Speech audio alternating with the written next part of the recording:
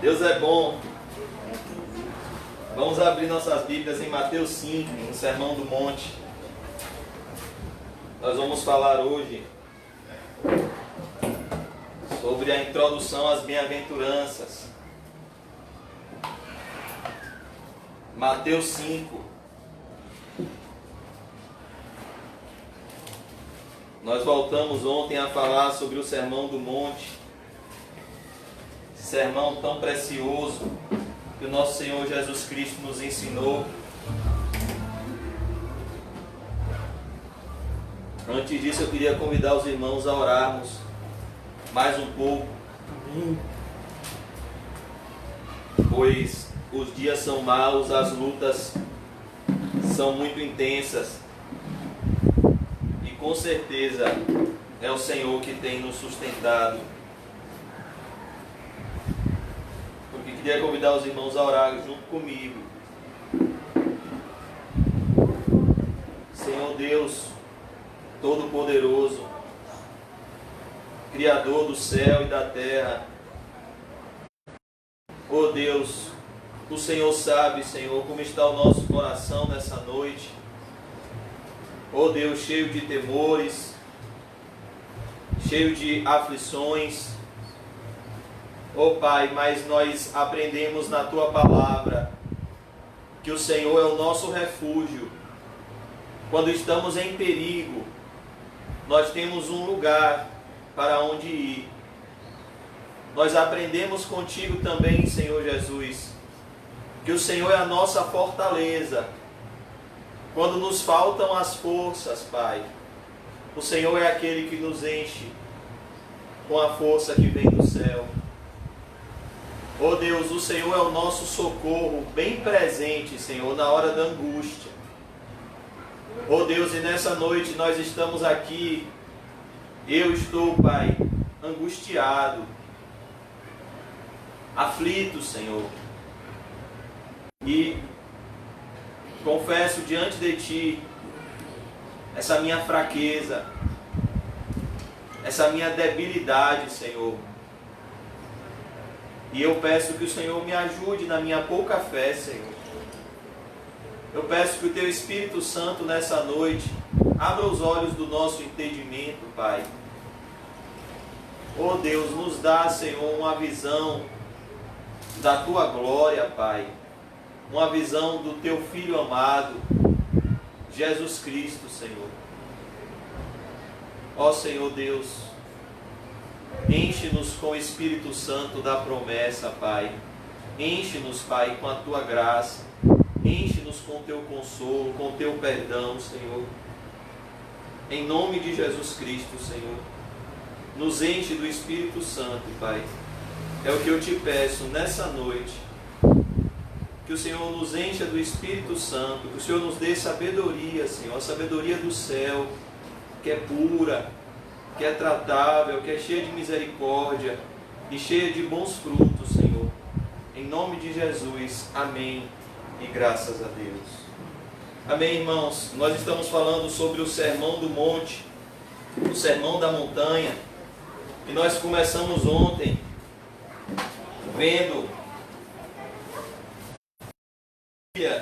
da encarnação do Verbo, do nosso Senhor Jesus Cristo ter se encarnado e ter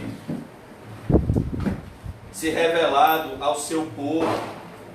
Que coisa maravilhosa, que privilégio essas pessoas tiveram de aprender com o próprio Senhor Jesus de forma particular, de forma pessoal, poder olhar no rosto dele, poder aprender dele, poder ouvir as palavras dele. Como esse povo, o povo judeu, foi um povo privilegiado, mas nós vemos que de nada adiantam os privilégios externos sem a regeneração do coração, porque esse povo que esteve diante do próprio Senhor Jesus, ele rejeitou a Cristo, ele crucificou a Cristo, ele negou, traiu o nosso mestre. Mas graças a Deus que Deus usou o nosso amado irmão Mateus, Levi, e ele estava lá nesse sermão, e ele escreveu de forma tão preciosa, detalhadamente, o que o nosso Senhor quis nos ensinar com esses 3 capítulos tão importantes da Bíblia, Mateus 5, 6 e 7.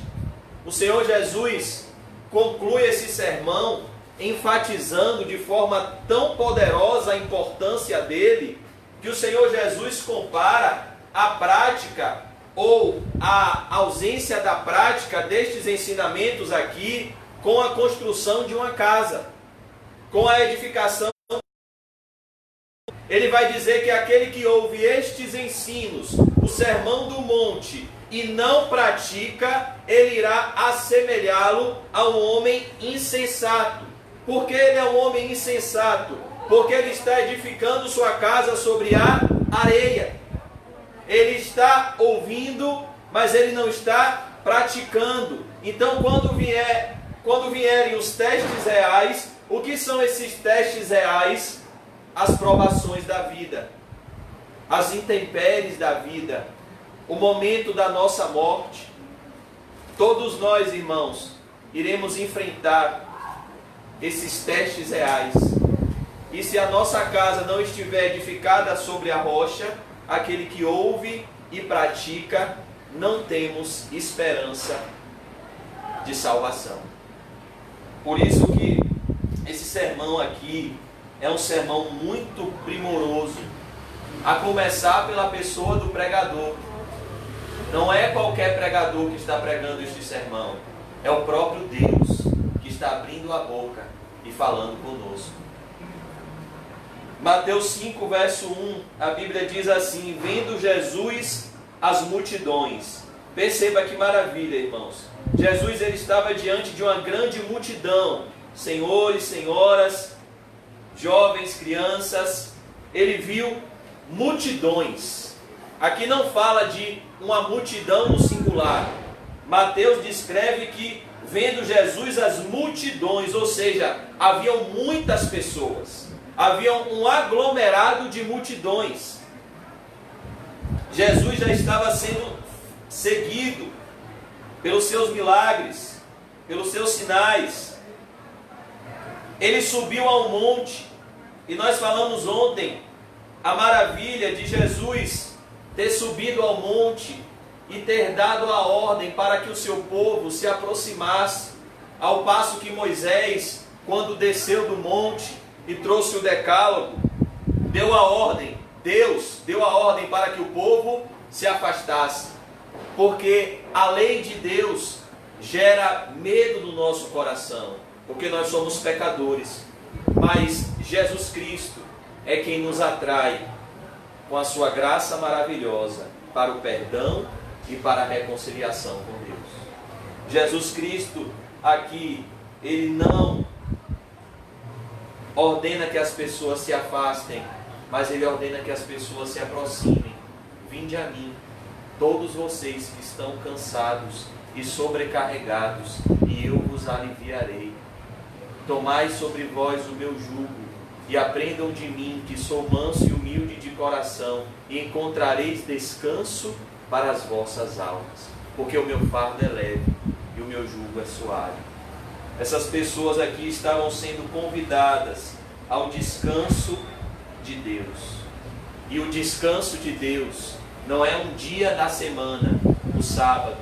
O descanso de Deus é uma pessoa, nosso Senhor e Salvador, Jesus Cristo. E aqui Jesus convida essas pessoas de forma tão mansa, de forma tão suave. Jesus é tão amoroso, irmãos. Ele é tão cheio de graça e de verdade. Nós vimos ontem como ele tratou com Elias, aquela voz mansa e suave que tirou Elias da caverna. É a voz do nosso Deus que nos tira da escuridão, que nos tira das trevas, que nos tira da depressão, que nos tira dos nossos pecados. Não existe caverna pior do que uma pessoa que está vivendo em pecados. Jesus Cristo chegou a dizer que aquele que comete pecado, ele é escravo do pecado. Se, pois, o Filho vos libertar, verdadeiramente sereis livres. Efésios 2:1 vai dizer que o Senhor, pelo Espírito Santo, nos deu vida espiritual, estando nós mortos em delitos e pecados. É uma morte, mas é uma morte muito mais profunda que a morte natural, é a morte espiritual. E é dessa morte que o Senhor Jesus aqui está chamando as pessoas, da morte para a vida, das trevas para a luz, através do conhecimento da verdade. E conhecereis a verdade, e a verdade vos libertará. O Senhor Jesus estava falando de um encontro pessoal com Ele, um encontro transformador. E aqui, irmãos, nós vemos que Ele subiu ao monte como se assentasse. Ele se assenta. Essa era a forma dos rabinos ensinarem na época de Jesus. Ele se assentou, ele subiu no monte, ele estava preocupado como as pessoas iriam ouvir a sua voz. Aproximaram-se os seus discípulos, e nós vimos ontem, irmãos, que haviam dois grupos. Existem sempre dois grupos diante de Jesus. Existem aqueles que compõem a multidão e existem aqueles que compõem os discípulos. Existem dois grupos. Aqueles que estão seguindo o curso deste mundo, a multidão, aqueles que estão seguindo na contramão do mundo, os discípulos. Mas esses dois grupos, eles estão ouvindo a pregação de Jesus. Porém, um grupo somente está praticando. O outro grupo está ouvindo, mas não está praticando. Então, nós vemos aqui que embora estivesse uma grande multidão diante de Jesus, só estavam perto dele os seus discípulos. E nós vemos o privilégio de ser um discípulo de Jesus Cristo. Satanás, ele, de todas as formas, quer nos convencer que ser um discípulo de Jesus será uma péssima opção. Quando, na verdade, ser um discípulo de Cristo é a melhor vida que uma pessoa pode viver nessa terra. Ser um discípulo de Jesus. Quem são os discípulos? São aqueles que atendem ao chamado do Senhor. Se alguém quiser vir após mim, negue-se a si mesmo, tome a sua cruz e siga-me.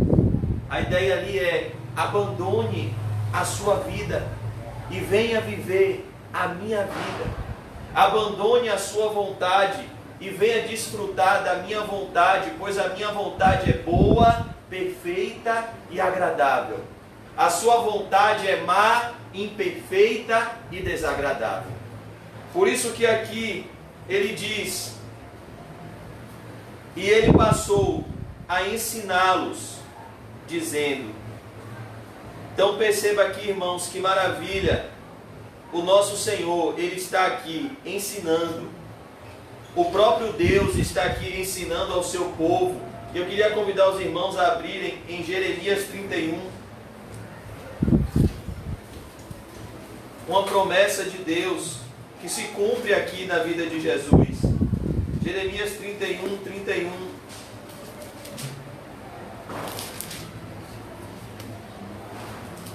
Firmada nova aliança com Israel. É o que se cumpre aqui. Eis aí, vem dias, diz o Senhor, em que firmarei nova aliança com a casa de Israel e com a casa de Judá, não conforme a aliança que fiz com seus pais, no dia em que os tomei pela mão para os tirar da terra do Egito, porquanto eles anularam a minha aliança, não obstante eu os haver desposado, diz o Senhor. Porque esta é a aliança que firmarei com a casa de Israel, depois daqueles dias, diz o Senhor. Na mente lhes imprimirei as minhas leis, também no coração lhes inscreverei. Eu serei o seu Deus, e eles serão o meu povo. Não ensinará mais cada um ao seu próximo, nem cada um ao seu irmão, dizendo: Conhece ao Senhor, porque todos me conhecerão, desde o menor até o maior deles, diz o Senhor. Pois perdoarei as suas iniquidades, e dos seus pecados jamais me lembrarei. Então, essa profecia aqui, irmãos, ela está se cumprindo quando o próprio Deus desce e ensina agora ao seu povo. Vamos abrir em Hebreus capítulo 1. Hebreus 1. O comecinho de Hebreus é bem legal, bem bonito. Hebreus capítulo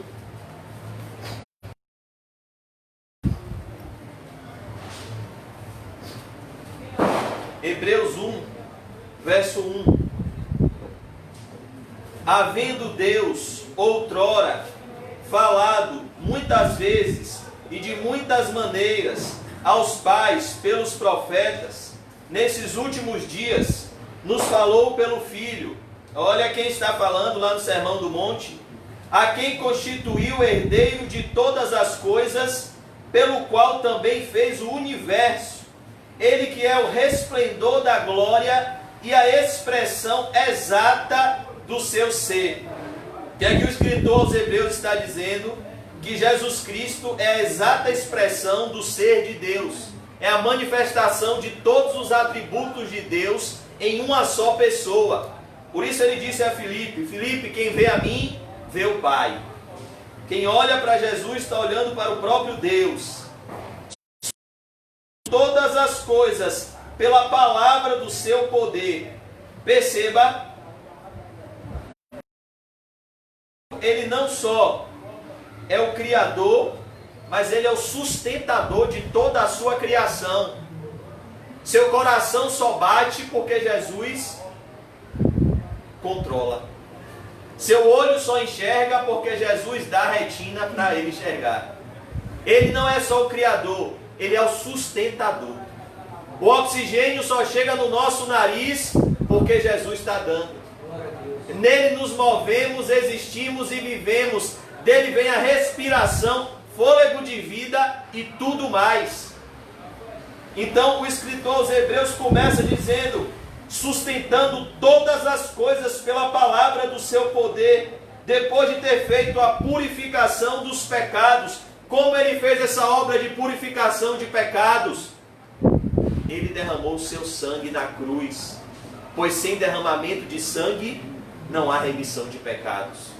Para que o pecado fosse perdoado, o preço tinha que ser pago, e o preço pago foi o sangue do Cordeiro de Deus que tira o pecado do mundo, que morreu na cruz. Aleluia. E disse, minutos antes de expirar: está consumado, totalmente pago. Essa expressão "está consumado" é uma frase no grego tetelestai, que significa dívida quitada. Então, quando você ia lá, e um exemplo, você quitava a sua casa, você recebia uma certidão de quitação com o nome tetelestai. O que Jesus disse na cruz foi: está pago. Não há mais sacrifício pelos pecados. Agora, o sacrifício que Deus requer para que pecados sejam perdoados é o arrependimento e a fé em Jesus Cristo.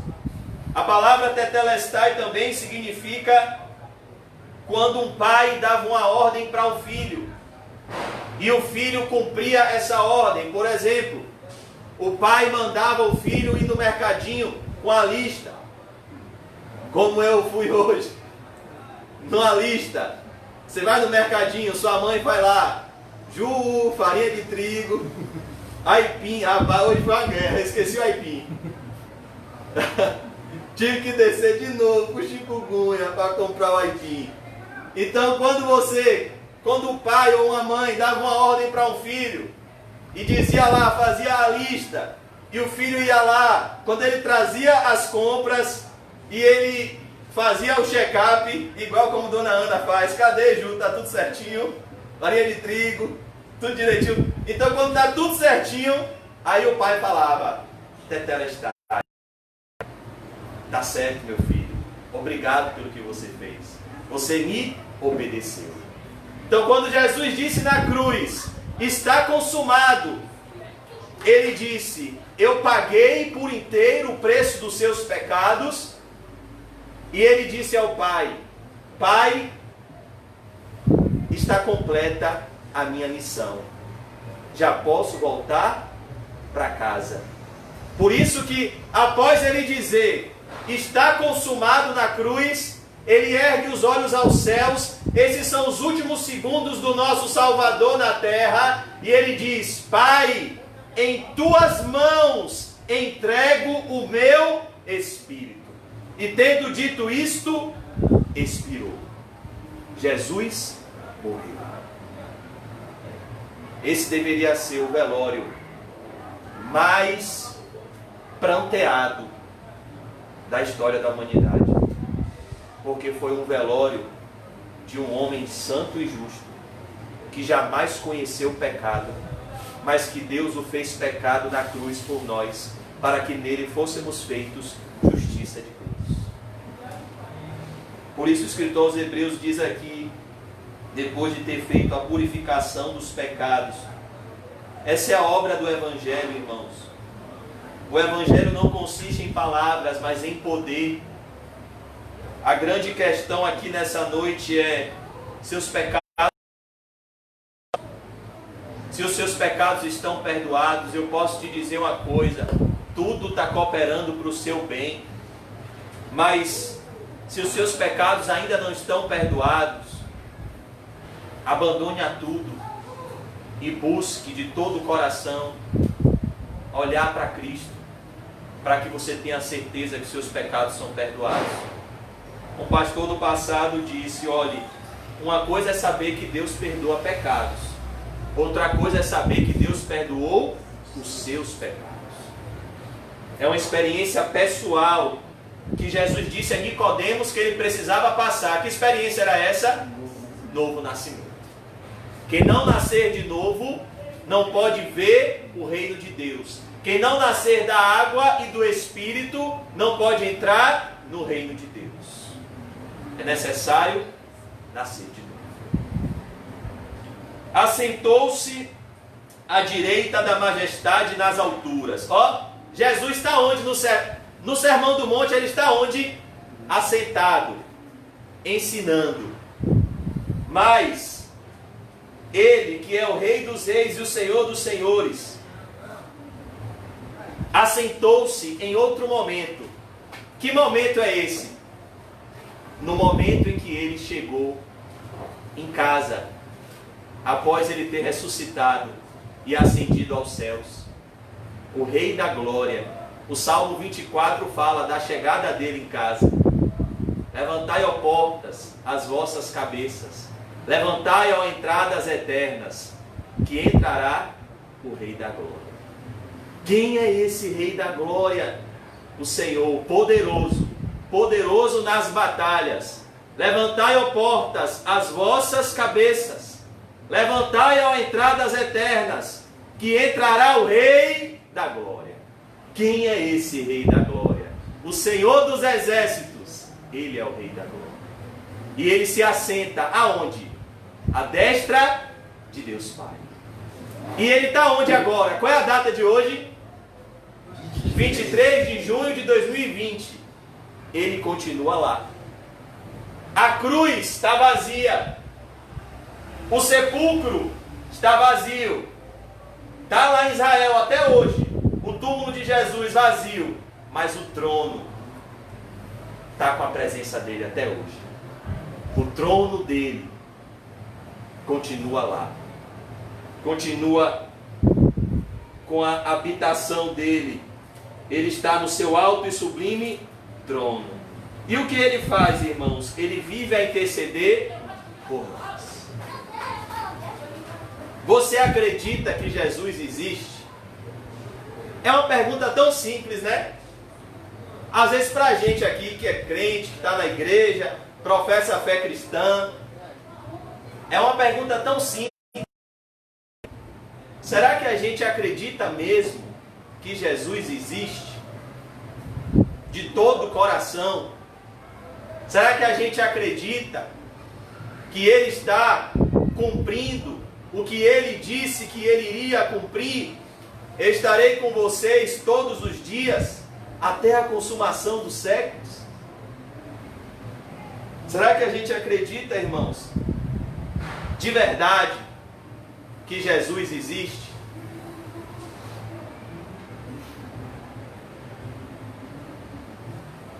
Há uma diferença, irmãos, entre uma fé intelectual e emocional e uma fé viva.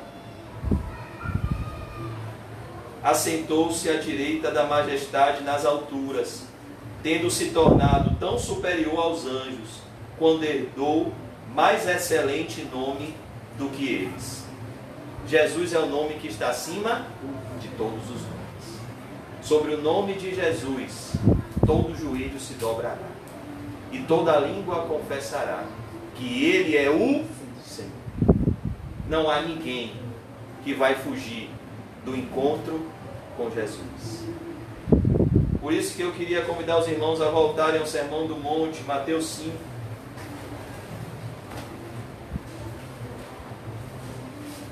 Mateus 5.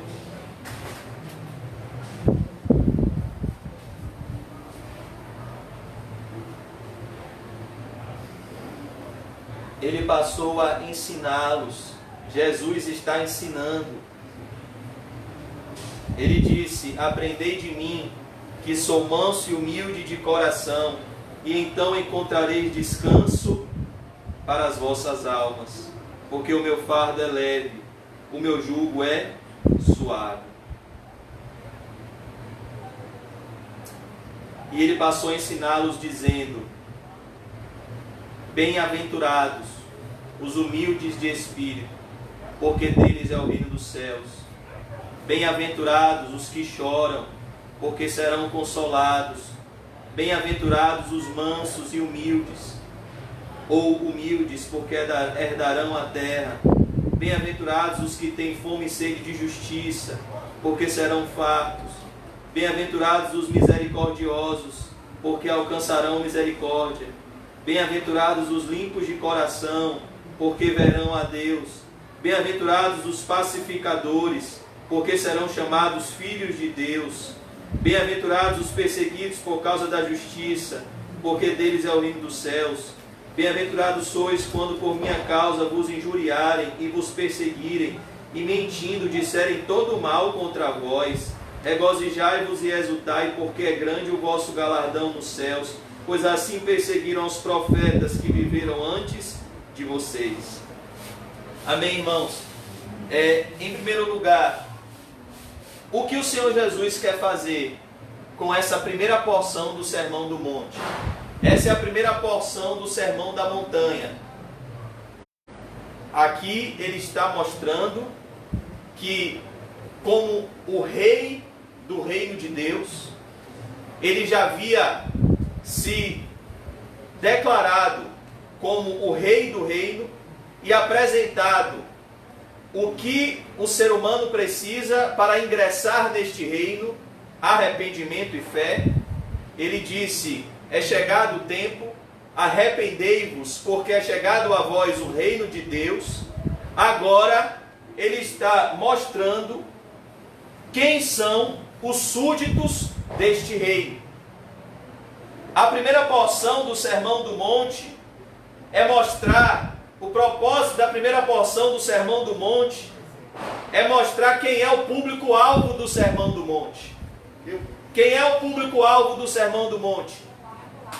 O povo de Deus, os bem-aventurados, os discípulos de Jesus Cristo, os eleitos de Deus. Mas aqui o Senhor vai mostrar quem são estes. Quem são estes que compõem o reino de Deus? O Senhor Jesus vai mostrar aqui que existe um povo do céu que está vivendo na terra, mas que não é deste mundo. Foi assim que John Bunyan descreveu a vida do cristão na sua obra literária, O Peregrino. O que é um peregrino? É alguém que está aqui, mas não é daqui. é alguém que está aqui, mas pertence a outro lugar. O cristão, ele pertence ao reino de Deus. Ele está habitando neste corpo aqui temporariamente, mas o seu profundo anelo, o seu mais profundo desejo é o momento em que ele irá chegar em casa e habitar com o Senhor. Não é um jargão popular, não é uma frase de efeito, a frase de Paulo: o viver e o morrer é lucro. Essa é uma realidade da vida do verdadeiro cristão, porque este mundo não é o nosso lar. Então aqui nós vemos, irmãos, o que são as bem-aventuranças. As bem-aventuranças, elas são sinais de vida. Quem aqui já conheceu algum senhor, alguma senhora, algum parente seu que seja aposentado, que uma vez no ano ele vai fazer o quê? No banco, prova de vida. Por que o banco exige que esse senhor ou essa senhora faça a prova de vida? Para saber se ele está vivo. Porque não pode um defunto receber aposentadoria. Então, para que o governo faça esse controle, uma vez por ano, é necessário que o idoso aposentado vá no banco, apresente sua impressão digital e faça o quê? Prova de vida. Então, no mundo espiritual, as bem-aventuranças são esses sinais de vida. É como se você estivesse aqui botando o seu dedo, botando sua impressão digital, para saber se você está vivo, para saber se você de fato foi regenerado. Esse é o propósito das bem-aventuranças. As bem-aventuranças são evidências da regeneração, não são a causa dela. Jesus não está mostrando aqui um caminho para ser um cristão. Ele está mostrando aqui as características dos verdadeiros cristãos. As bem-aventuranças não são tendências naturais, não são qualidades naturais que carne e sangue podem produzir. As bem-aventuranças são qualidades espirituais, à semelhança do fruto do Espírito. O Senhor Jesus não está dizendo aqui, façam isso e vocês serão cristãos. Ele está dizendo, visto que vocês já são cristãos, vivam de acordo com essa realidade.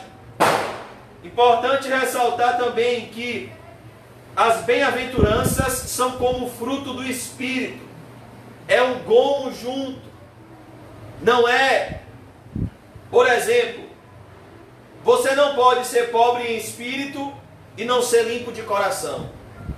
Você não pode chorar e não ser manso. Você não pode ser perseguido sem antes ser um pacificador. Você precisa ter todas as bem-aventuranças para que você tenha testificada a sua filiação com o Senhor. As bem-aventuranças são um conjunto. Jesus aqui está descrevendo o retrato falado daquele que foi salvo por Deus. Isso são as bem-aventuranças. E quem são estes bem-aventurados? Eu queria convidar os irmãos a abrirem em Apocalipse 7. Onde eles vão estar? Onde os bem-aventurados vão estar? Onde João Batista está agora? Apocalipse 7.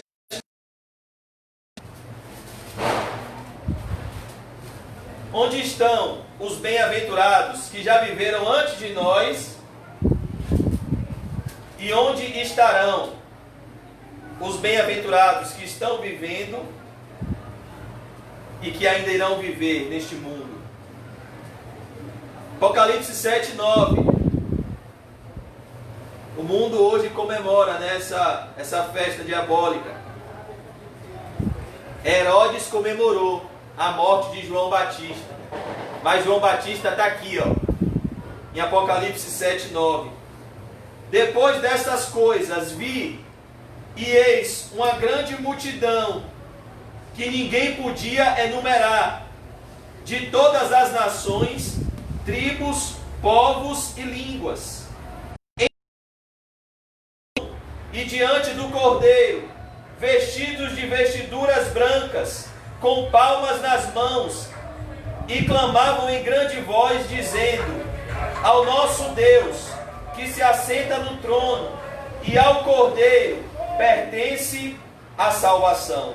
Perceba, irmãos, o que significa vestiduras brancas? Santidade. No céu não entra ninguém impuro. O Senhor Jesus não leva para o céu quem Ele não santificou na terra. É por isso que aqui a gente vai sofrer intensas disciplinas amorosas de Deus. Sabe como morreu um homem, que eu creio que foi um homem de Deus do passado, chamado João Calvino? No seu leito de morte, ele gritava e gemia: Senhor, eu sinto as tuas mãos me esmagando, mas que bom, Senhor, que são as tuas mãos. Foi assim que ele morreu, sentindo muitas dores. Por quê, irmãos? Porque Deus nos disciplina para nos santificar. Sem santificação ninguém verá ao Senhor. A morte não transforma ninguém, não. Não existe essa de uma pessoa morrer impuro e acordar santo. Não. É isso que o apóstolo diz lá em 1 Coríntios 6,9. Não sabeis vós que os injustos não herdarão o reino de Deus? Não vos enganeis. Ele vai listando lá uma lista de pessoas que muitas vezes estão na igreja, pensam que vão entrar no céu, mas não estão vivendo a vida que os eleitos de Deus devem viver. Por isso que ele diz aqui: vestidos de vestiduras brancas, com palmas nas mãos. Essas palmas nas mãos significam adoração a Deus. E clamavam em grande voz, dizendo: ao nosso Deus, que se assenta no trono, e ao Cordeiro pertence a salvação. Verso 11: todos os anjos estavam de pé, rodeando o trono, os anciãos e os 4 seres viventes, e ante o trono se prostraram sobre o seu rosto, e adoraram a Deus, dizendo: amém. O louvor e a glória, e a sabedoria, e as ações de graças, e a honra, e o poder, e a força, sejam ao nosso Deus, pelos séculos dos séculos. Amém. Amém. Um dos anciãos tomou a palavra, dizendo: estes que se vestem de vestiduras brancas, quem são e de onde vieram? Perceba, João está tendo aqui uma visão, e ele está vendo aqui o ancião, lá no céu, vendo essa grande multidão, de todos os povos, tribos, línguas e nações, pessoas dos 4 cantos do mundo, adorando a Deus com vestiduras brancas. E esse ancião, ele tomou a palavra. João está vendo isso. Esse ancião, a ideia aqui é de um senhor de idade, a gente não sabe se é um anjo, alguém que está lá no céu. Ele toma a palavra e ele pergunta: quem são e de onde vieram? Ou seja, quem são estes? De onde vieram? Estes são os bem-aventurados. Olha o que ele vai dizer: respondi-lhe: meu Senhor, tu sabes. Ele então me disse, o ancião pergunta a João, quem são e de onde vieram? João então responde: meu Senhor, tu sabes. Ele então me disse: são estes os que vêm da grande tribulação. Nós sabemos que há um período apocalíptico que está muito próximo de se cumprir, chamado de a grande tribulação. O período mais intenso antes da volta de Jesus, que é o período da ascensão do anticristo, aonde a Bíblia diz que vai acontecer uma tribulação que nunca houve nem jamais haverá no mundo. Mas aqui nós podemos trazer para a realidade, irmãos, de que todos os cristãos chegam no céu depois de grandes tribulações. eu ainda não vi na Bíblia um justo que não sofreu. Eu até peço, se você achar nos 66 livros da Bíblia um homem que chegou no céu sem sofrimento, por favor, me mostre, porque eu estou procurando também. Vou fazer 8 anos de cristão e estou procurando esse cristão que chegou no céu sem sofrer. Não existe. A Bíblia diz que o justo se salva com muita dificuldade. A Bíblia diz em Atos 14, 22 que importa-nos entrarmos no reino de Deus debaixo de muitas tribulações. Lavaram suas vestiduras. O que significa isso, irmãos? Arrependimento. E as alvejaram no sangue do Cordeiro. Fé em Jesus Cristo. Arrependimento e fé. É só isso. E ao mesmo tempo, é tudo isso o que você precisa para ser salvo. Arrependimento e fé. Não foi o que Paulo disse ao carcereiro? Crê no Senhor Jesus, será salvo tu e os da sua casa. Razão porque se acham diante do trono de Deus e o servem de dia e de noite no seu santuário. E aquele que se assenta no trono estenderá sobre eles o seu tabernáculo. Jamais terão fome, nunca mais terão sede. Não cairá sobre eles o sol, nem ardor algum, pois o Cordeiro que se encontra no meio do trono os apacentará e os guiará para as fontes da água da vida. Olha que maravilha, irmãos. O Cordeiro nos leva às fontes da água da vida. Ele nos apacentará por toda a eternidade e nos levará para uma realidade inimaginável, a realidade do céu. E Deus, Apocalipse 7,17, e Deus lhes enxugará dos olhos toda lágrima. Por que Apocalipse, por que João tem que dizer aqui que aqueles que estão no céu será necessário que Deus enxugue lágrimas? Por que isso? Por que ele deixa bem claro isso? E Deus enxugará dos seus olhos toda lágrima. Porque aqui o povo de Deus chora. Porque esse povo que está aqui no céu agora foi um povo que chorou na terra. Foi um povo que sofreu na terra. Foi um povo que padeceu muitas aflições. Que chorou. E a principal dor de um cristão, irmãos, não é a dor física. A principal dor de um cristão é a dor espiritual. Eu posso testemunhar para vocês aqui. Eu estou cheio de dores. Estou com febre. Estou cheio de doença. Mas o que mais tira a minha paz não são as dores físicas.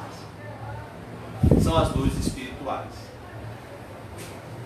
Cheio do Espírito Santo, a gente até se alegra quando a gente está doente. A gente se alegra nas tribulações. Mas a maior dor de um cristão é quando ele desagrada a Deus. Essa é a principal dor de um coração regenerado. Não é que perdeu dinheiro, não é que a vida não está como queria, não é nada disso. É porque eu não estou parecido com Jesus como deveria. Eu não estou vivendo como deveria, honrando a Ele como deveria. E por isso eu olho para mim e eu vejo poço de vaidade, de pecado, e eu choro. Eu olho para o meu lado e eu vejo um laço. Eu vejo um laço que me prende. E eu digo: miserável homem que sou, quem me livrará do laço dessa morte? Jesus, tem misericórdia de mim. Graças a Deus por Jesus Cristo, nosso Senhor. Então, irmãos, É por isso que esses são os bem-aventurados. Este é o povo de Deus. Os bem-aventurados, aqueles que irão passar a eternidade com Jesus. Mas não são todos que vão passar a eternidade como esses irmãos aqui de Apocalipse 7, desfrutando da companhia do Cordeiro, sendo guiado pelo Cordeiro a beber da água da vida, desfrutando dessa paz que excede todo o entendimento, tendo dos seus olhos enxugado toda lágrima. Essa promessa não é para todas as pessoas. Essa promessa é feita a um grupo específico de pessoas que vivem um estilo de vida específico. Os bem-aventurados do Senhor. Por isso que essa noite eu queria concluir somente com a definição do termo bem-aventurados. Amanhã, se Deus permitir e nos der vida, a gente começa a estudar as bem-aventuranças, mas hoje eu queria concluir somente com esse termo, bem-aventurados. O que significa esse termo, bem-aventurado? Esse termo significa feliz, abençoado por Deus, ditoso. Mas essa palavra é a tradução da palavra Macarios, que significa uma felicidade que está acima das circunstâncias. Essa é a felicidade do povo de Deus. O Senhor Jesus vai nos mostrar aqui, irmãos, uma fonte de alegria que o mundo não conhece. É a alegria do Senhor que é a nossa força. O Senhor Jesus vai nos mostrar aqui uma fonte de prazer que o homem natural não conhece. É o prazer na lei do Senhor, é o prazer na vontade do Senhor. O Senhor Jesus vai nos mostrar aqui, irmãos, que o reino de Deus não é comida nem bebida, é justiça, paz e alegria no Espírito Santo. Então aqui nós vemos essa expressão, bem-aventurados, que é uma felicidade que excede as circunstâncias. Pare para pensar comigo. Se o apóstolo Paulo olhasse a sua vida do ponto de vista mundano, qual era a fonte de alegria de Paulo? Quando ele vai escrever o texto que a gente vai ler agora. Vamos abrir lá em Filipenses 4:4. Filipenses 4:4. A gente vai concluir aqui essa noite, para nós orarmos. Filipenses 4:4.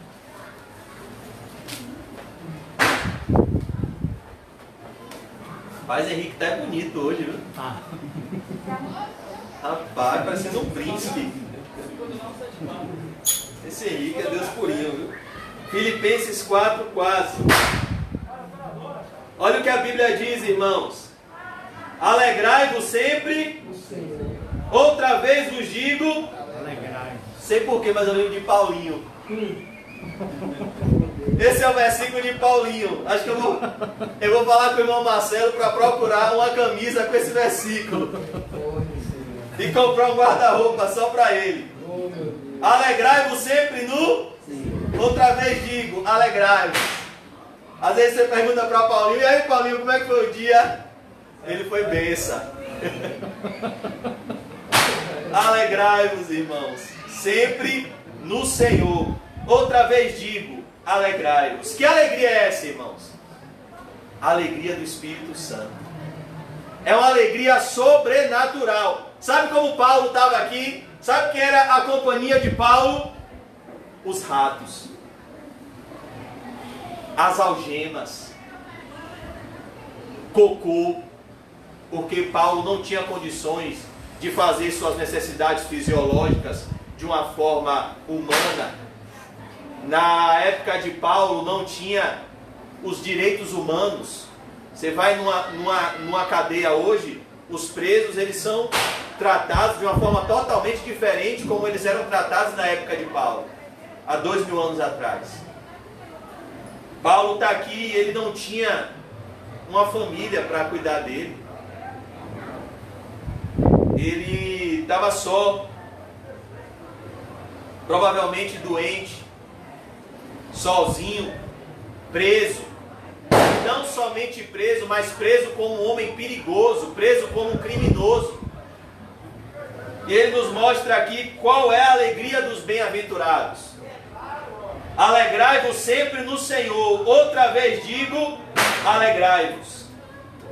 Seja a vossa moderação conhecida de todos os homens, ou seja, que todos os homens vejam que você tem um equilíbrio que o mundo não tem. Quando todo mundo se desespera, o cristão que tem o Espírito Santo, ele confia em Deus. Seja a vossa moderação conhecida de todos os homens. Que testemunho, irmãos, eu e você temos dado na pandemia. Qual é o nosso testemunho? Na nossa família, na nossa casa, no lugar que a gente mora, na igreja que a gente congrega, no trabalho que a gente frequenta. Qual foi o nosso testemunho? Deus não nos deu espírito de covardia, mas de coragem, de amor e de domínio próprio. Seja a vossa moderação conhecida de todos os homens, que todos os homens vejam o equilíbrio deste homem e desta mulher não vem das circunstâncias. Tem alguma força superior que está dando paz para este homem. Porque é impossível nesta condição este homem estar em paz. Quem aqui já assistiu o filme Policarpo? Quem aqui se lembra da cena do filme, Estelinha? Que Policarpo vai ser preso. E sabe o que Policarpo faz? Policarpo chama os guardas, faz favor. Prepara aqui um jantar para eles. Irmãos, aquela cena é um tapa na cara do meu cristianismo. Os guardas estão lá para prender Policarpo, para matar Policarpo. E Policarpo, Quinho, pega aquela banana real ali. Prepara o cafezinho com leite, Quinho. E prepara para os guardas. E sabe o que é mais bonito no filme? É que os guardas comem. Os guardas tudo comilão. E os guardas estão lá comendo na casa de Policarpo. E essa para mim é a cena mais linda do filme. Policarpo, ele entra num quartinho de oração, e Policarpo começa a orar. E quando Policarpo começa a orar, uma luz começa a vir sobre ele. E o que eu acho tão bonito é que Policarpo começa a orar pelos soldados que estão indo prender ele. E tem uma parte do filme que mostra o soldado botando a comida na boca e ouvindo a oração de Policarpo. Ele pensa, poxa, peraí, rapaz, eu estou vindo aqui matar esse cara e ele está orando por mim. O que é isso, irmãos? Graça. Graça sobre graça. Isso é o que? Cristianismo bíblico. Não é cristianismo virtual, é cristianismo bíblico. Isso é vida e vida com abundância. Isto é vida cheia do Espírito Santo. Não é subir no púlpito e pregar um sermão para se aparecer. Não é fazer coisas que atraiam o aplauso dos homens. Não. É nos momentos, irmãos, de provação que a fé é provada. A gente não canta. Eu não preciso ser reconhecido por ninguém. Minha glória é fazer com que conheçam a Ti e que diminua eu, para que Tu cresças, Senhor. A gente está cantando como os hipócritas ou como os verdadeiros adoradores? Tua presença é o meu prazer. É o prazer mesmo a presença de Deus? Será que a presença de Deus é o nosso prazer mesmo? Quando a presença de Deus tirar tudo. Quando a presença de Deus tirar o dinheiro, quando a presença de Deus tirar a saúde, quando a presença de Deus tirar os filhos, Quando a presença de Deus tirar o amor do cônjuge, a presença de Deus tirar tudo que esse mundo pode te dar, será que a gente vai continuar cantando? Tua presença é o meu prazer. Jó cantou. Ele perdeu 10 filhos. Ele perdeu todos os seus bens. Ele perdeu o amor da sua esposa. Ele perdeu toda a sua saúde. Quase toda. Ficou um caco de telha para tirar o sangue e o pus da lepra. Mas ele rapou a cabeça e adorou a Deus. Nu saí do ventre, nu voltarei. Deus, bendito seja o nome do Senhor. Seja a vossa moderação conhecida de todos os homens. Perto está o Senhor. Porque, irmãos, que o Espírito Santo nos dá domínio próprio, porque Jesus caminha do nosso lado. Por que o Espírito Santo nos dá alegria? Porque Jesus está sempre do nosso lado. Perto está o Senhor. Olha que coisa linda, irmãos. Sabe o que é que Paulo está dizendo? Eu estou preso. Eu não tenho dinheiro. Eu não tenho casamento. Eu não tenho família. Mas eu tenho o Senhor Jesus do meu lado. E isso me basta. Perto está o Senhor. Sabe o que ele vai dizer nessa carta aqui? A guarda vos saúda. Sabe o que significa isso? Os que estavam cuidando de Paulo foram evangelizados e convertidos a Cristo pelo ministério de Paulo. Imagine, irmãos. Você é um guarda de uma prisão, chega lá, você é um carcereiro, e chega um prisioneiro que chega nessa prisão como um homem altamente perigoso. Paulo chegou nessa prisão totalmente difamado, caluniado, menosprezado. Como Paulo desconstruiu as calúnias que faziam sobre ele, evangelizou a guarda pretoriana e os levou a Cristo por meio do ministério do Espírito Santo, através da melhor ferramenta de evangelismo, a mais eficaz do mundo, o testemunho. Paulo chegou na cadeia, aí o carcereiro, um criminoso, ele é desse homem aqui. Não é o que eu estou vendo na vida desse homem, não. Porque Paulo respirava o bom aroma de Cristo. O que é que saía de Paulo? Não era o perfume da Boticário, nem da Avon, era o perfume de Cristo. Era a fragrância do conhecimento de Cristo. Paulo era crente. Ele não só falava, ele era crente. É diferente, irmãos. Quando Paulo chegava, a presença de Deus chegava. E quando a presença de Deus chega, tudo muda. E os guardas que estavam lá para deter Paulo, viraram cristãos, como o apóstolo Paulo. Porque eles olharam para Paulo e viram Cristo. Quem é que lembra do testemunho de Lucas no filme de Paulo? Lucas disse: Paulo, eu nunca vi Jesus, mas desde o primeiro dia em que você pregou para mim, eu vi Jesus através da sua face.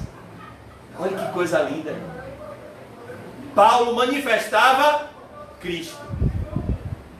Paulo não ficava se escondendo. Ele dizia: sede meus imitadores. Começou de Cristo. Que Deus nos ajude, irmãos, a sermos esses cristãos bem-aventurados, felizes. Verso 6, para a gente ir para casa. Verso 6, 7 e 8. Não andeis ansiosos de coisa alguma.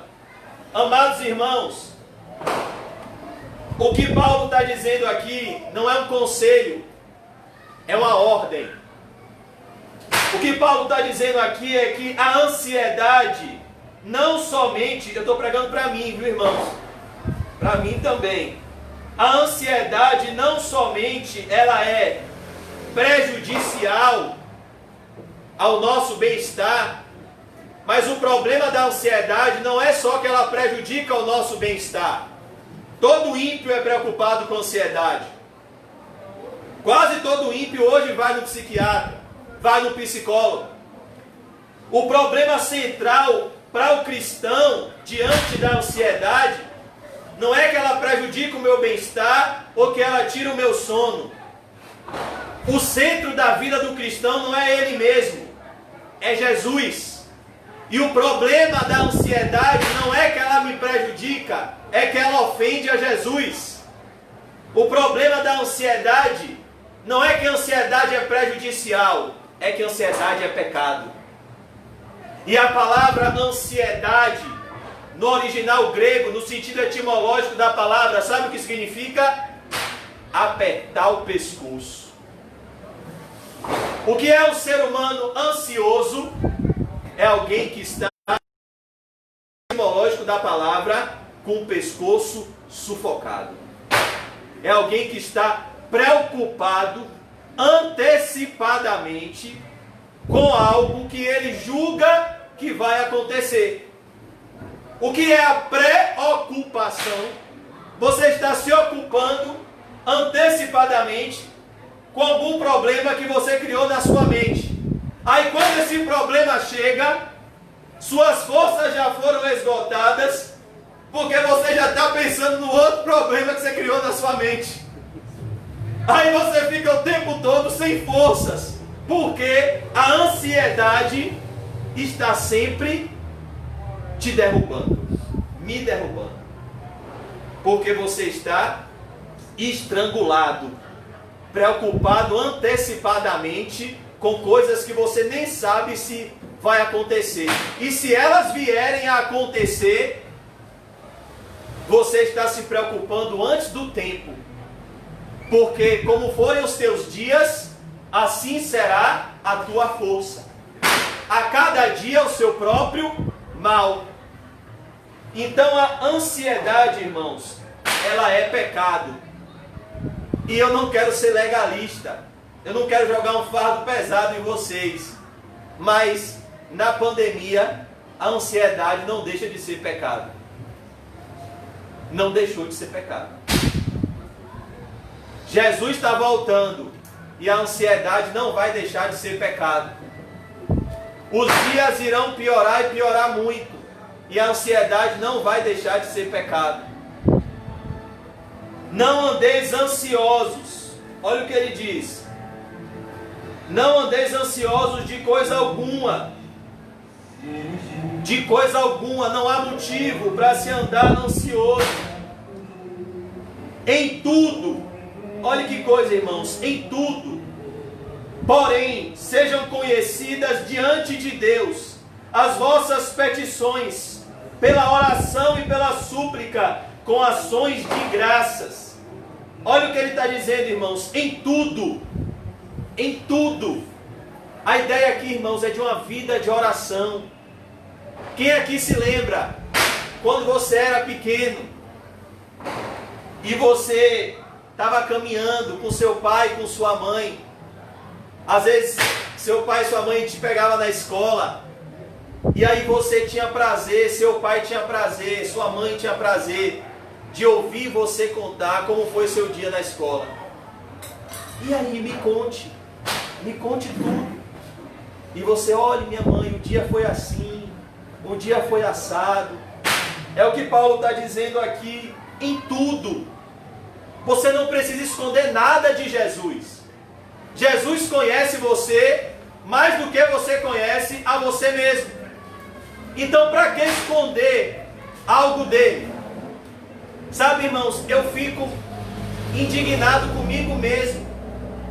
Como eu menosprezo o ministério da oração.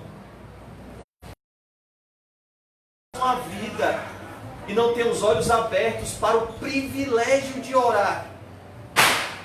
Meu Deus! Quando você ora, você está na sala de comando do universo. Você está diante do Deus Todo-Poderoso, Criador dos céus e da terra. Às vezes a gente conta nossos problemas para meros homens mortais que não podem resolver nada. Não tem poder para mudar uma situação. Não tem poder para nada. E a gente conta tudo para uma pessoa e se esquece que Jesus está lá. Meu filho, eu estou aqui só esperando você contar para mim. Sabe quem é Jesus? É aquele que até o vento e o mar lhe obedecem. Uma das passagens mais bonitas da Bíblia para mim é quando uma senhora, quando seu filho morre, na época do profeta Eliseu, ela está desesperada com a morte do seu filho, Henrique, e ela vai até Eliseu, mas no caminho ela se encontra com Geazi, e então Geazi pergunta para essa senhora: e aí, minha senhora, tudo bem? Ela responde para Geazi: está tudo bem. Não estava tudo bem. Não estava tudo bem porque o filho dela tinha morrido. Mas por que essa senhora responde tudo bem para Geazi? Porque Geazi não era a pessoa certa para ela abrir o coração dela. Geazi não era o homem de Deus. Então quando ela chega até Eliseu, ela diz tudo. Olha, Eliseu, não está tudo bem não. Olha, Eliseu, o negócio está pegando, o menino lá morreu. Por quê, irmãos? Porque ela sabia com quem ela deveria abrir o seu coração. A mulher do fluxo de sangue, ela toca na orla do manto de Jesus Cristo. Jesus para tudo. Alguém tocou. Os discípulos: espera aí, Jesus, o Senhor está apertado por uma grande multidão, claro que alguém te tocou. Não, alguém me tocou de forma diferente. De mim saiu virtude. A mulher me tocou com fé. Espera aí, para tudo, para a caminhada. Eu não vou na casa de Jairo agora, eu vou conversar de forma particular com essa mulher. Glória a Deus. E quando ele para conversar com ela, o que eu acho mais bonito é que ela, temendo e tremendo, porque na hora que ela tocou, a hemorragia parou, ela foi curada. A Bíblia diz assim: e ela lhe contou toda a verdade. Toda a verdade. Ela contou tudo. Ó, Jesus, é o seguinte: há 12 anos eu era rica, eu gastei todo o meu dinheiro, Jesus, com os médicos. Eu tentei ser curada, eu não consegui, eu não tinha mais esperança, mas eu ouvi falar da tua fama e eu vim aqui tocar. Eu pensei, se eu tão somente tocar na orla da sua veste, eu serei curada. Aleluia. Jesus disse: vai em paz, a tua fé te salvou. Ela contou a verdade para quem? Para Jesus. Glória a Deus. Por que a gente não faz isso? Verdade. Por que a gente não abre o nosso coração para Ele? Não conta tudo para Ele. Olha, irmãos, eu já fui uma vez num psiquiatra. Que decepção. Não era para mim não, eu estava acompanhando uma pessoa, já fui algumas vezes. Que decepção. Eu cheguei lá, vi sem amor nenhum, só preocupado em atender, em ganhar dinheiro, com um adesivozinho de um cavalo, que ele é fazendeiro, riquíssimo. E eu vendo assim, ele passando receita, eu digo: meu Deus. Eu vendo assim, meu ente querido, contando as coisas para ele, e ele,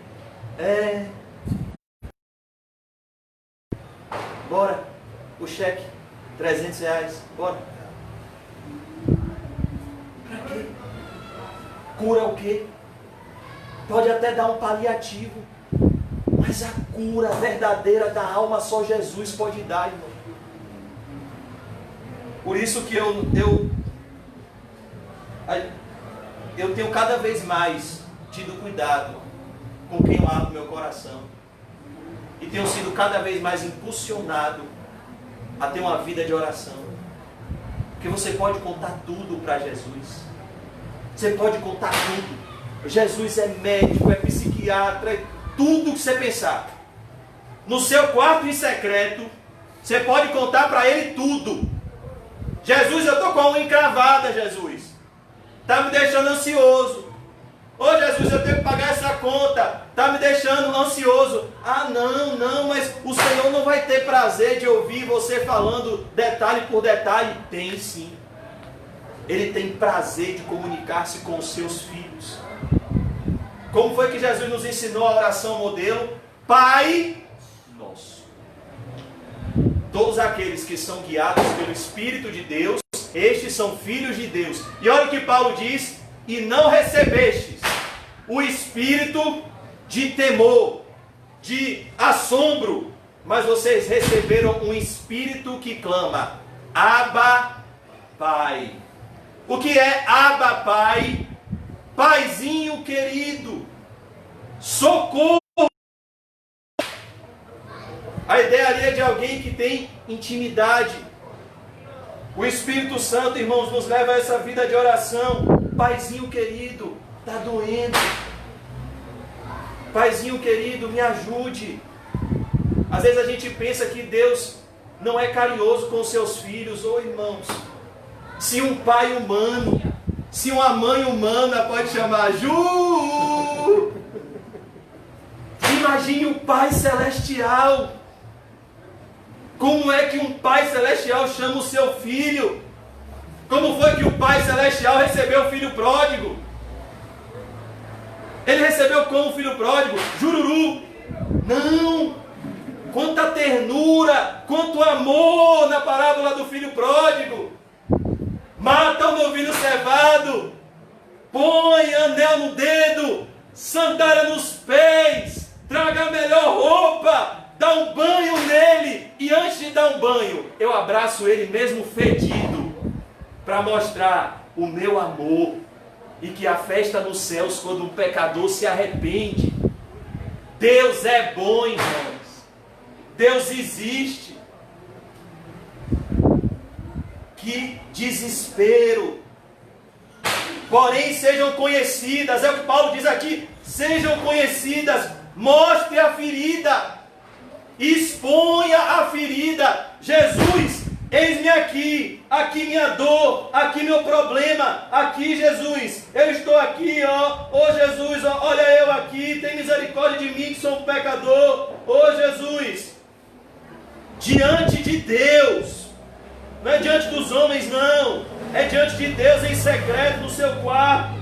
As vossas petições, ou seja, você pode pedir tudo. Porém, tudo é lícito, mas nem tudo me convém. Se vós que sois maus, sabeis dar boas dádivas aos vossos filhos, quanto mais Deus não dará aquilo que de fato você precisa. Deus é bom, irmãos. Vida de oração, pela oração, olha que coisa, a oração é a respiração da alma. Quem deixa de orar, deixa de viver espiritualmente falando. Agostinho dizia, o homem que ora para de pecar, quando o homem se entrega ao pecado, ele para de orar. Ou a oração mata o pecado, ou o pecado mata a sua vida de oração. Os dois coabitando não vai dar. Se você passar tempo na presença de Deus em oração, e você sair da mesma forma que você chegou, não foi com Jesus que você esteve. A prova disso é Jacó no vale de Jaboque. Ele chegou como um enganador, como um fugitivo de Esaú, como um trapaceiro.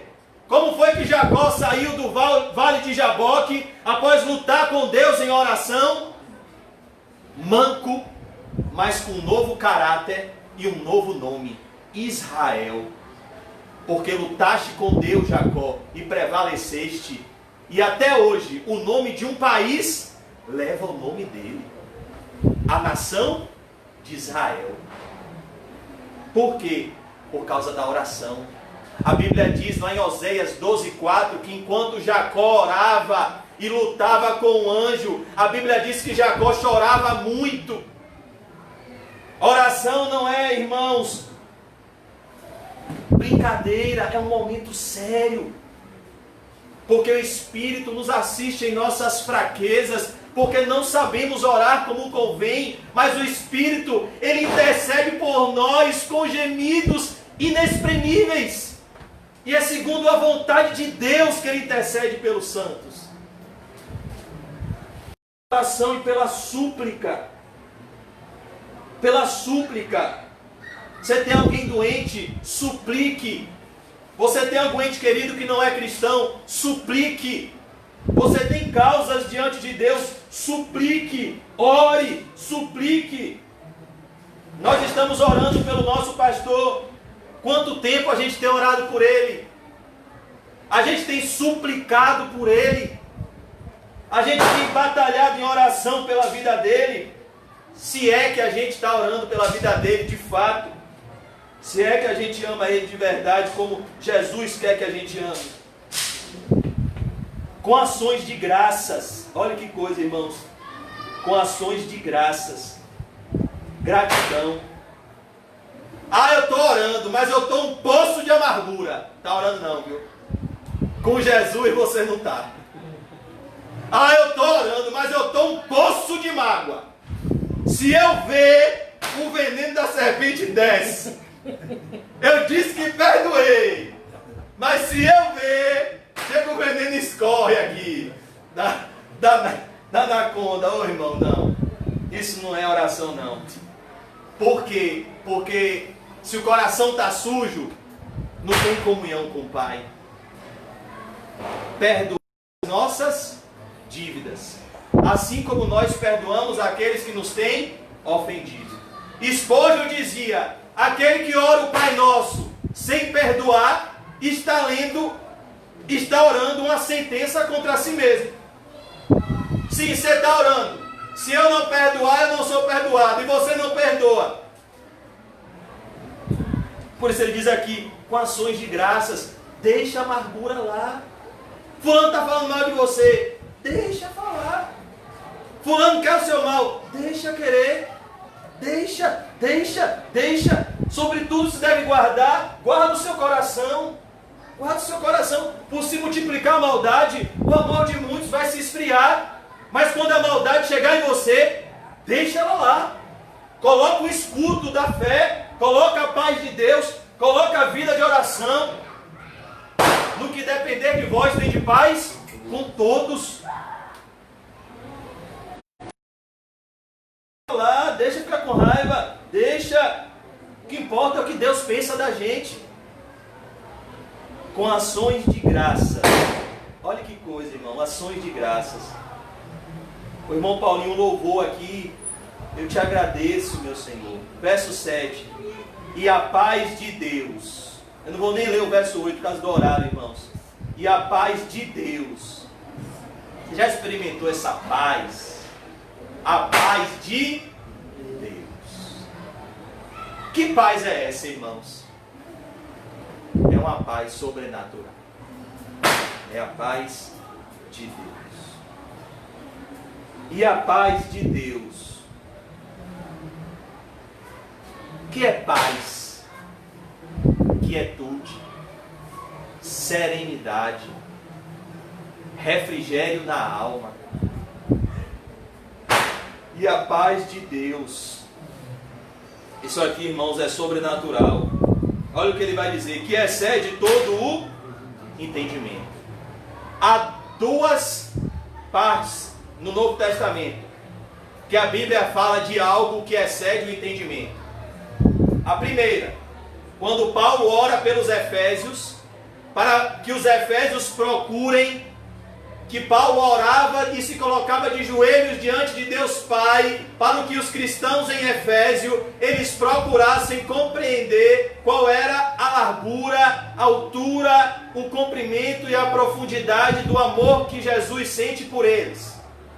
Mas então Paulo diz, ele excede o entendimento.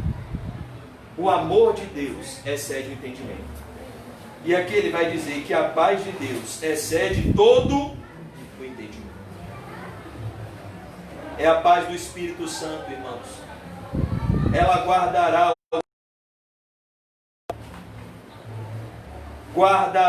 A palavra que Paulo usa aqui, irmãos, no grego, sabe qual é?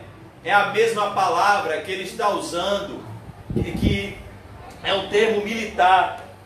Paulo está olhando para o soldado que está tomando conta dele, para o guarda que está tomando conta dele, e ele está pensando naquele guarda que toma conta dele, na paz interior que o Espírito Santo coloca nele. Ou seja, quando a ansiedade bater na porta, quando a angústia bater na porta, e Paulo tinha motivos de sobra para isso, um preso, maltrapilho, doente, sozinho, sem ninguém, aos olhos humanos, mas cheios de companhia do mundo espiritual. Ele está dizendo, quando vier, vai ter uma guarda. Quem é? A paz de Deus. Quando a ansiedade batia na porta de Paulo, Paulo, meu nome é ansiedade, aparecia na frente a paz de Deus. Pois não, ansiedade, eu estou aqui guardando a mente e o coração de Paulo. Meu nome é Jesus Cristo, o príncipe da paz. O que Paulo está dizendo aqui. Quando a ansiedade, a preocupação vinha, prontamente vinha a paz de Deus. Certamente a bondade e a misericórdia me perseguirão todos os dias da minha vida, e habitarei na casa do Senhor enquanto eu viver. Guardará o vosso coração, guardará o vosso coração e a vossa mente em Cristo Jesus. Sabe o que é que Paulo está dizendo aqui? Sabe por que a gente vive preocupado? Porque a gente olha muito para as circunstâncias e olha pouco para Jesus. Porque a gente confia muito na força do braço e confia pouco na força de Jesus e não depende dele em oração e não vai a ele em oração em secreto. Antes de buscar refúgio no homem, antes de buscar refúgio na nossa própria força, nos nossos próprios conselhos, a gente não busca em primeiro lugar, o reino de Deus e a sua justiça, e os conselhos daquele que é o maravilhoso conselheiro, o Pai da eternidade, o príncipe da paz.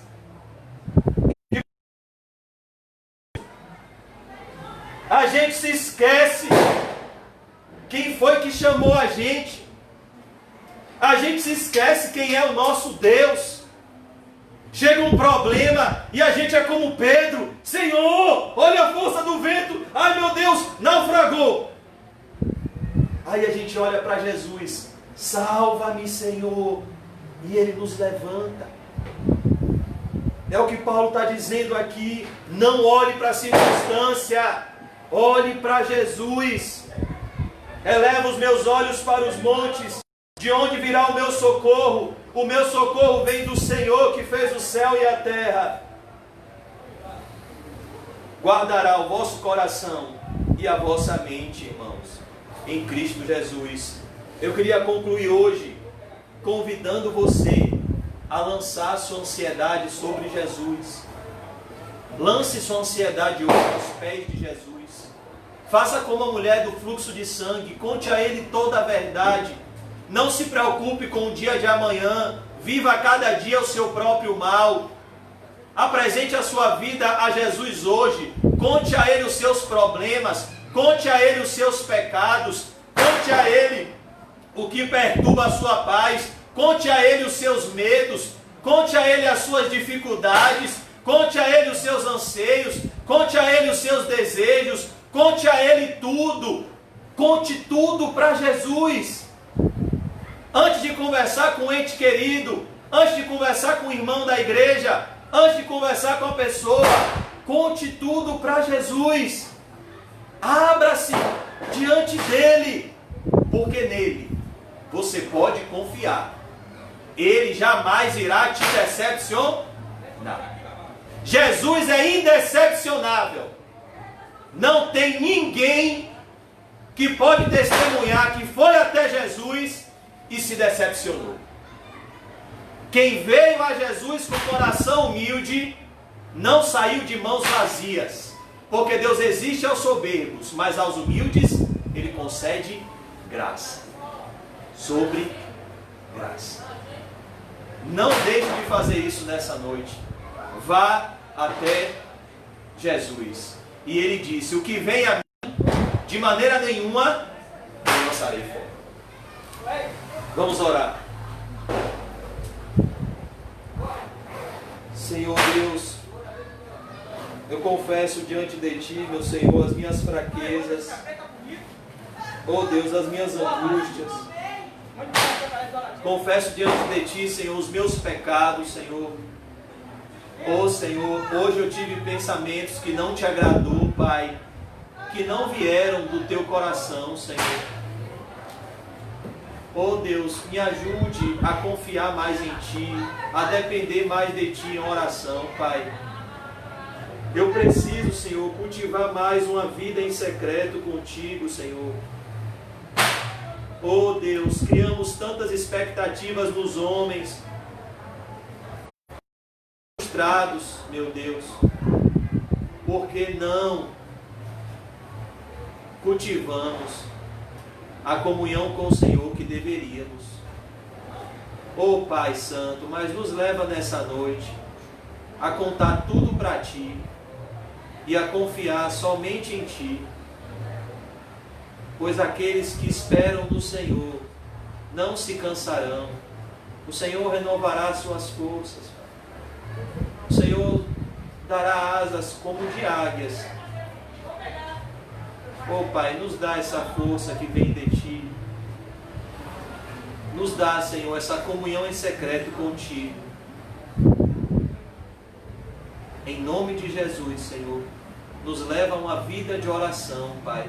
A uma vida de oração na Tua presença, Senhor. Que nós não